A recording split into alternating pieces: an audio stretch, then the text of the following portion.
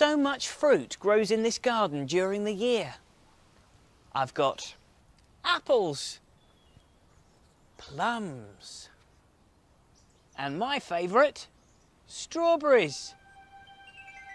Oh, listen. It's the house. There must be a story to tell.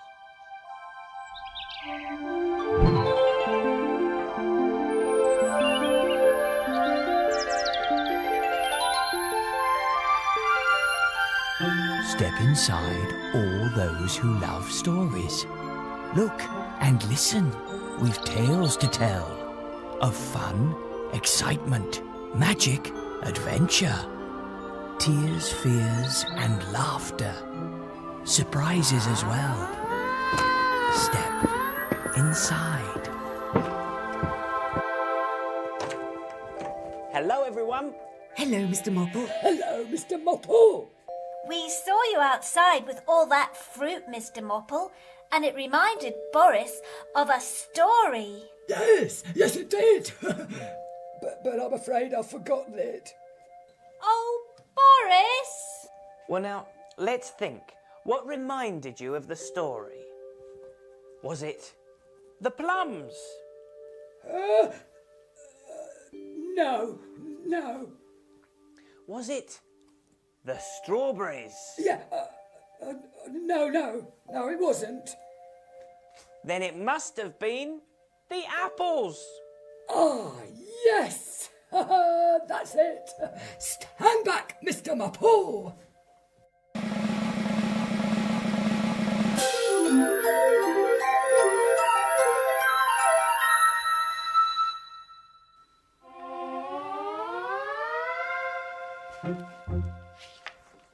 Thank you, Boris. You can keep the apple.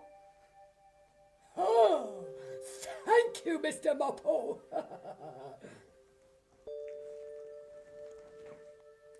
The story's called Little Mouse and the Big Red Apple. Hello, Twinkle. Hello. Mouse was feeling hungry one day when he came across a big, red, juicy apple. "Ooh, just what I fancy," he cried. "I'll take it home with me and have a feast. Oh, yes." Mouse set off rolling the apple over and over when all of a sudden, splash! The apple rolled into a pond. "Oh, no," wailed Mouse. "Not to worry," said Frog. "I'll help you." Frog kicked the apple hard with his strong back legs. It flew out of the water and, bump, landed on the ground. "There you are," said Frog. He licked his lips and stared at the apple.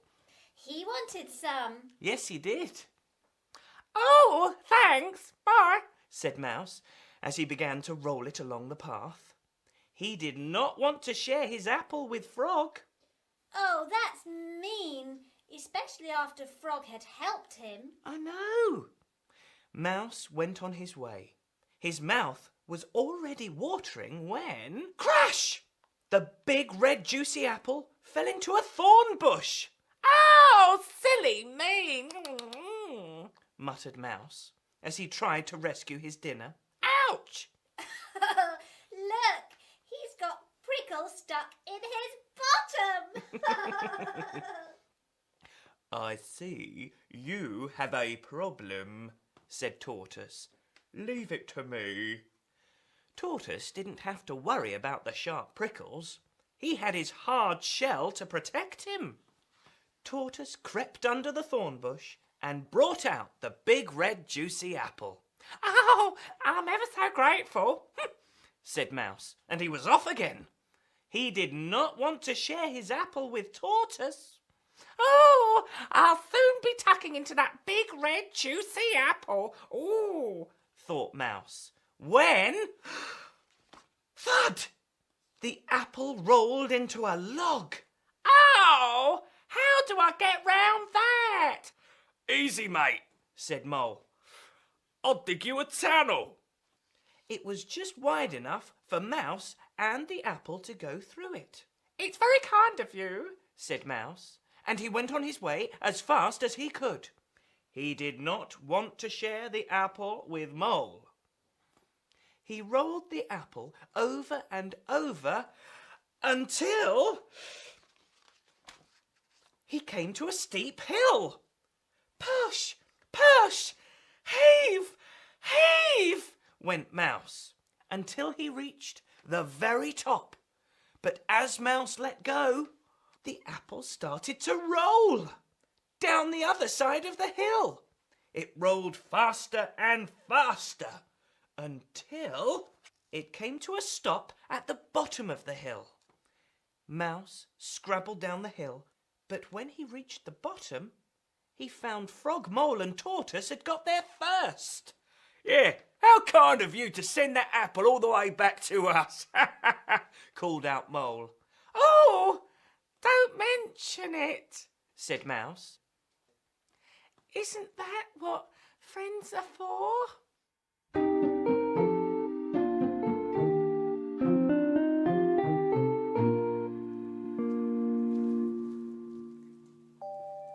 Thank you, Boris. That was a good story. Are you going to share your apple with us, Boris? Might do, might not. Of course he will, dear. He's only teasing. Well, just in case he doesn't, here you are, Chloe. A sweet strawberry for a sweet lady.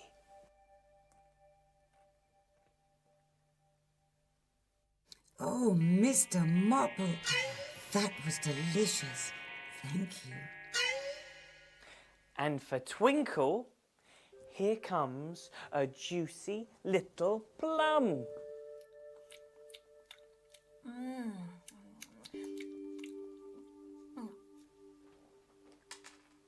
Oh yes, spit out the stone. You don't want to swallow that. Thank you, Mr Mopple. It was yummy. May I have another? Twinkle, dear, don't be greedy. Sorry.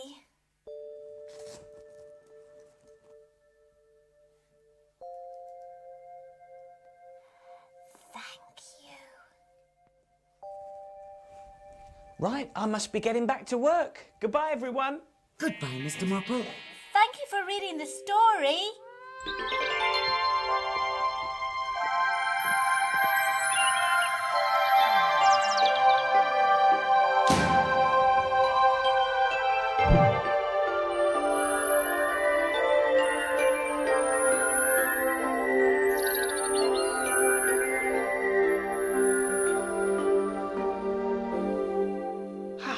Just a few more apples to pick up, and then I can go home.